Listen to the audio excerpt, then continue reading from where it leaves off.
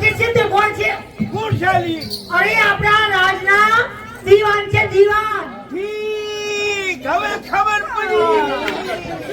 એ આપણા રાજનો આ દીવો હે. દીવાન બોલ દીવાન. એ દીવો નથી. અરે તમે બધું આવડું બધી શીખડાવો. અરે મારી માં બધી સમજાવે તને ખબર નથી પડતી મારા ભાઈની વહુ. એ ભલા તારો ભાઈ મને બહુ કરે લે. અરે મારી માં એ કોણ છે? એ કોણ છે તને ખબર છે? ના. જે રાજના કારભારી કહેવાય ને હા. એ પોતે જ. ઠીક, હવે ખબર પડી. એ તમે ગાભાવાળી છો.